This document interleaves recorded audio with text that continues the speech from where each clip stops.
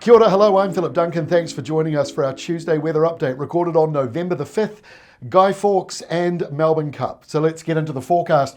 Here's how we look later on this afternoon. You can certainly see warmer weather in the eastern and northern parts of the country, also milder for some of you in the south, despite perhaps still a southerly airflow. When you track the origins, it's coming out from closer to Victoria and New South Wales. High pressure out over the Tasman, high pressure to the north, and in fact this northern high pressure zone dragging down milder airflows. That's the reason why some parts of the country are warm. But there is a cold front moving northwards and it's trapped in between these two high pressure zones. That front is going to stall, and this is it right here. So here we are, 6 o'clock going into this evening. So we've got Guy Fawkes obviously on tonight. Some people love it, some people hate it, depends on who you are. But we've got some wet weather stuck through central parts of the country, so keep an eye on the rain radar. The positive news is that in the driest areas like the east and the north of New Zealand, there isn't a lot of wind blowing. Wind is a real problem during Guy Fawkes. Firefighters don't want windy, warm weather. So it's not going to be very windy and some wet weather through central areas. And if you're following the Melbourne Cup, about an hour earlier than that at 5 p.m, warm, dry conditions over in Melbourne. Here's the rainfall for the next couple of days from 10 o'clock this morning through until 10 o'clock Thursday morning. You can see where that front is trapped around central New Zealand. So you've got these heavier falls in some spots up to 40, 50 millimetres or more. But elsewhere on the map, we're not talking about very much. If you're seeing blues and greens and yellows, that's less than 10 millimetres for most of you. But the good news here, Waited Upper hopefully gets a little bit of spillover in some southern parts of central and southern parts of Hawke's Bay, which are now the driest in the country.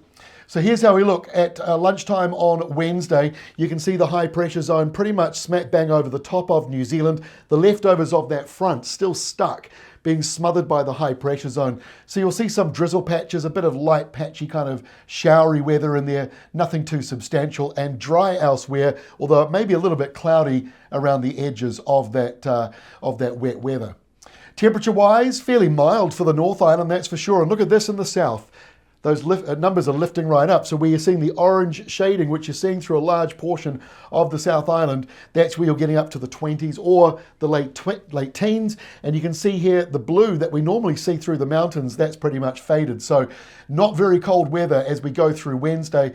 The weather warms up this week, and it's all thanks to the departing high, which is dragging down this subtropical airflow near New Caledonia and Norfolk Island, pulling that down over the South Island as a windy nor'wester. So that's the reason why you're seeing the heat come back. Now on Thursday, the leftovers of that cold front, coupled with the high pressure zone that's kind of parked over us, brings these afternoon downpours. Inland areas could get a thunderstorm or just some heavy downpours as we go through Thursday afternoon. Clears away on Friday. It's too windy on Friday, so windier weather kicks in. Possibly severe gales through some parts of central New Zealand, and rain warnings are likely to return over to Fiordland and Southwestland as a result of that next front. There is some low pressure, so I'm sorry, Southland. Some of that weather does spill over to you, and by the time we get into Saturday, we're back to the spring westerlies, strong to severe gale on Saturday, high pressure to the north, stormy stuff down here to the south, the classic windy squash zone in between. Here's a closer view of that same map.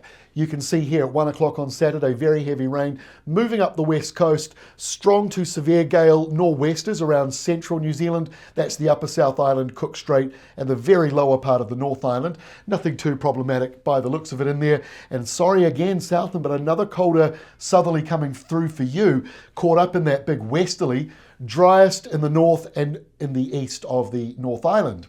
By Sunday, the winds do ease back a bit. High pressure is out here to the east. A few showers around the north of the country, maybe one or two isolated ones to the south, mostly down around Fiordland. And we go through to Monday of next week. There is the next cold front coming through Sunday night, Monday morning.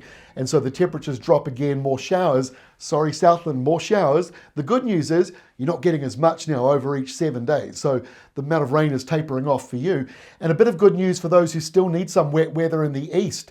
You might be just getting some as that front sort of flicks through on Monday, a week from now almost.